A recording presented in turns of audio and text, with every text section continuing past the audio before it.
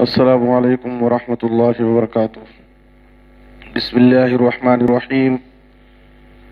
عن النعمان بن بشیر رضی اللہ تعالی عنہ قال سمعت رسول اللہ صلی اللہ علیہ وسلم يقول ان الحلال بین وان الحرام بین وبینہما مشتبہات لا يعلمهن كثير من الناس فمن اتقى الشبهات فقد استبرأ لدينه وعرضه ومن وقع في الشبهات وقع في الحرام كالراعي يرعى حول الحمى يوشك أن يرتع فيه ألا وإن لكل ملك حمى ألا وإن حمى الله محارمه ألا وإن في الجسد مضغة إذا صلحت صلح الجسد كله وإذا فسدت فسد الجسد كله ألا وهي القلب۔ رواہ مسلم۔ محترم حضرات، شریعت اسلامیہ میں بعض چیزیں واضح طور پر حلال ہیں اور بعض چیزیں واضح طور پر حرام ہیں، اور ان کے درمیان بعض مشکوک اور مشتبہ امور ہیں جن کی حلت و حرمت واضح نہیں ہے، جنہیں اکثر لوگ نہیں جانتے ہیں۔ جو شخص ان مشتبہات، ان مشکوک چیزوں سے اپنے آپ کو بچا لیا تو سمجھیے کہ اپنے دین کو بھی محفوظ کر لیا اور اپنی عزت و آبرو کو بھی بچا لیا، اور جو ان مشکوک اور مشتبہ چیزوں میں پڑا تو سمجھیے کہ وہ حرام میں پڑ گیا۔ آپ نے اس کی مثال دی کالراعی یرعی حول الحمى، جیسے چرواہا چراگاہ کے قریب اپنے جانوروں کو چرائے تو قریب ہے کہ اس کے جانور اس چراگاہ میں منہ ڈال دیں اور اس میں سے کچھ کھا لیں۔ یاد رکھو کہ ہر بادشاہ کے چراگاہ ہے، اللہ رب العالمین کی چراگاہ اس کی حرام کردہ چیزیں ہیں۔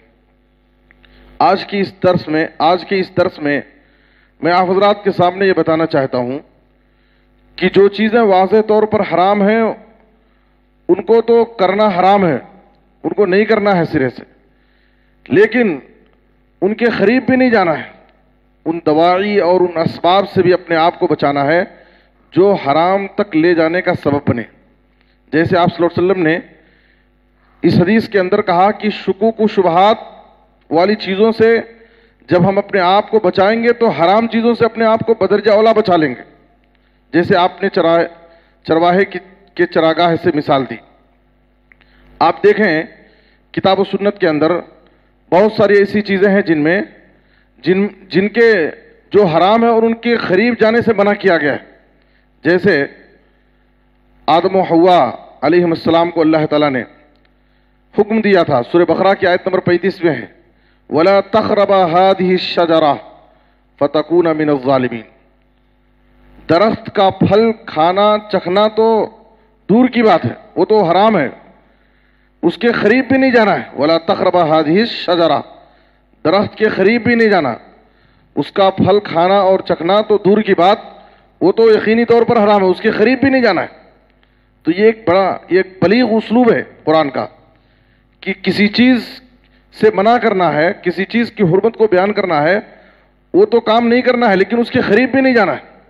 جیسے سورہ انعام آیت نمبر 150 پر 1 میں اللہ تعالیٰ نے کہا وَلَا تَقْرَبُوا الْفَوَاحِشَ مَا ظَهَرَ مِنْهَا وَمَا بَطَنَ۔ جو بھی فحش کام ہے، چاہے وہ قولی ہو یا فعلی ہو، ظاہری ہو یا باطنی ہو، ہر طرح کے فحش امور، بے حیائی کے کام کہ تم قریب بھی مت جاؤ۔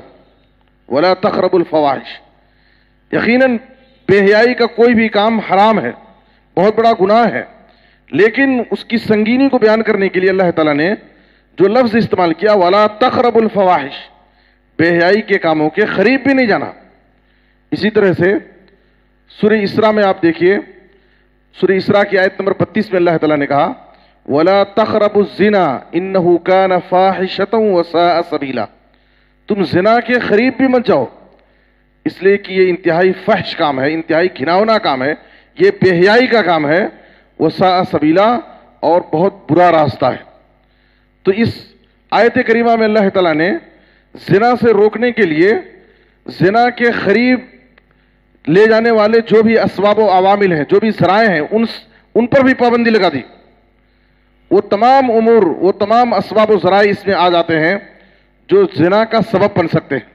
جیسے کسی اجنبی عورت کو دیکھنا ہے، کسی اجنبی عورت کے ساتھ اختلاط کرنا، عورت کا بے پردگی کے ساتھ باہر نکلنا، اپنی زیب و زینت کا اظہار کرنا، یہ تمام ایسے امور ہیں جو زنا کا سبب بن سکتے ہیں. اس لیے اللہ تعالیٰ نے کہا کہ زنا تو حرام ہے ہی، یہ ایک گھناؤنا کام ہے، بہت ہی برا عمل ہے، لیکن تم اس کے قریب بھی مت جاؤ. ان تمام اسباب و ذرائع سے اپنے آپ کو بچاؤ جو اس گھناؤنے کام تک تم کو پہنچا سکتے ہیں. اسی طرح سے اس کے بعد اللہ تعالیٰ نے سورہ اسراء میں آیت نمبر 34 میں اللہ نے کہا وَلَا تَقْرَبُوا مَالَ الْيَتِيمِ إِلَّا بِالَّتِي هِيَ أَحْسَنُ، تم یتیم کے مال کے قریب بھی نہیں جانا مگر احسن طریقے سے. یتیم کے مال کے قریب جا کر کے تم اس کے مال میں خرد برد کر دو، اس کا مال ہڑپ کر لو، اپنے قبضے میں لے لو ناجائز طریقے سے، تو یتیم کے مال کو کھانے، ناجائز طریقے سے کھانے اور اس کو ہڑپنے کی سنگینی اور قباحت کو بیان کرتے ہوئے اللہ تعالیٰ نے کہا کہ تم یتیم کا مال کھانا تو انتہائی بڑا گناہ ہے، گناہ کبیرہ ہے، لیکن اس کے یتیم کے مال کے قریب بھی مت جاؤ. اگر قریب گئے اور تم اس کے مال میں خرد برد کیے تو یہ بہت بڑا گناہ ہو جائے گا. اس لیے تم اگر جانا ہے تو احسن طریقے سے جاؤ. تو یہاں پر اللہ تعالیٰ نے کہا وَلَا تَقْرَبُوا مَالَ الْيَتِيمِ إِلَّا بِالَّتِي هِيَ أَحْسَنُ، یتیم کے مال کے قریب بھی مت جاؤ. اسی طرح سے سورہ بقرہ میں آپ دیکھیے، سورہ بقرہ آیت نمبر 180 پر 7 میں اللہ تعالیٰ نے روزے کے تعلق سے بعض چیزیں جو حلال ہیں، کچھ چیزیں حرام ہیں، تو حلال و حرام چیزوں کو بیان کرنے کے بعد آخر میں اللہ تعالیٰ نے کہا تِلْكَ حُدُودُ اللَّهِ فَلَا تَقْرَبُوهَا، یہ اللہ رب العالمین کی مقرر کردہ حدیں ہیں، ان حدوں کو کراس مت کرو، ان کے قریب مت جاؤ. اگر تم ان کے قریب گئے تو تم حرام میں پڑ سکتے ہو، حرام کا ارتکاب کر سکتے ہو. تو ان تمام تعلیمات کا مطلب یہ ہے کہ بعض چیزیں حرام ہیں شریعت میں جو چیزیں حرام ہیں جن کا کرنا منع ہے، تو اسلام نے، شریعت اسلامیہ نے ان کے قریب جانے سے بھی منع کر دیا ہے تاکہ ان حرام چیزوں سے ہم اپنے آپ کو بچا سکیں. حدیث کے اندر آپ دیکھیں، صحیح مسلم میں ہے، نبی صلی اللہ علیہ وسلم نے فرمایا من اکل من هذه الشجرہ فلا یقربن مسجدنا، جو شخص اس درخت سے کھائے، یعنی شجرہ سے مراد ثوم یعنی لہسن، جو شخص لہسن کھائے، بعض حدیثوں میں کچی پیاز کھائے، تو ایسا شخص ہماری مسجد کے ہرگز قریب بھی نہ آئے. دیکھیے کتنا سخت اسلوب ہے، کچی پیاز، لہسن وغیرہ کھا کر کے مسجد آنے سے منع کیا گیا ہے، تو آپ صلی اللہ علیہ وسلم نے کہا ہماری مسجد کے قریب بھی نہ آئے. تو اس لیے ان تمام باتوں کا خلاصہ یہ ہے کہ شریعت اسلامیہ میں جو چیزیں واضح طور پر حرام ہیں ان سے تو ہمیں اپنے آپ کو بچانا ضروری ہے، لیکن ان کے قریب بھی نہیں جانا ہے. ان تمام اسباب اور ذرائع سے بھی اپنے آپ کو ہمیں بچانا ہے جو ان حرام چیزوں تک ہمیں پہنچا سکتی ہیں، جو ان حرام چیزوں تک ہمیں لے جا سکتی ہیں. حرام چیز سے تو بچنا ہی ہے، ان اسباب اور ذرائع سے بھی بچنا ہے جو حرام تک ہمیں لے جا سکیں. اس لیے ہمیں ان چیزوں کو سمجھنے کی ضرورت ہے. آخر میں اللہ سے دعا ہے کہ اللہ تعالیٰ ہمیں ہر قسم کی حرام چیزوں سے اپنے آپ کو بچانے کی توفیق عطا فرمائے اور حلال کو اختیار کرنے کی توفیق دے، دین و ایمان پر ثابت قدم رکھے. آمین تقبل یا رب العالمین. وصلی اللہ علی نبینا محمد و آلہ وصحبہ اجمعین. والسلام علیکم ورحمۃ اللہ وبرکاتہ.